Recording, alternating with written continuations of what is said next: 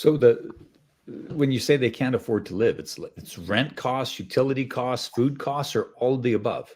All of the above. I mean, I think we're the most expensive place to buy in Europe. We're one of the most expensive places to rent in Europe.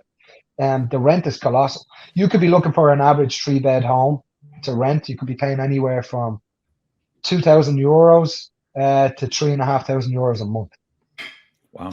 So the Michael O'Leary from Ryanair, who's the CEO of Ryanair, just bought up a whole housing estate in Dublin for his workers, because the people that work for Ryanair can't afford to buy or rent a place. So that's another problem that we have. Michael O'Leary highlighted vulture funds coming in and buying up mass properties. And they're basically forcing people out of their homes because they're just increasing the rent. It's nuts. It's nuts. It's 1984 kind of stuff all over the place, you know. Mm-hmm. Tim, what do you see with the farms and stuff? What do you see over here with the cost of food? And like you're actually a provider of food. So what do you see from like being at the source essentially? Well, I am a cattle rancher, farmer. I don't know how to describe myself anymore. I like to grow green grass and let my cows eat it.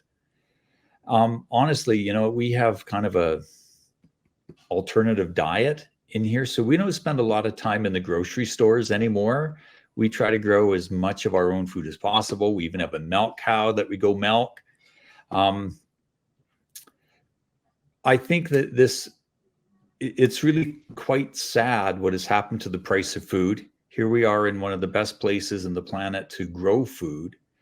And most of the food we grow ends up being for industrial processing or for animal feed. And we don't grow enough food for actual human beings in this province. When it comes to grocery food, like the little bit of money that we do spend in the grocery store, that the bag of groceries that we bring home every week gets smaller and smaller for the same amount of money that we have to put into it. And we've got 8 kids. Now, they're not all at home right now because many of them have grown up and moved on. But for a family on a fixed budget that's stuck paying super high rents in a city, I don't know how a lot of these people are going to be making it through here. People on fixed income, I know my 2 parents are very senior right now, and the amount of money that they have to spend on food on top of all their living expenses, it's going to be tight for them. And I can just imagine what it's like for every senior citizen couple in all these major cities having to find a way to find a few extra dollars so they can afford the food and utilities.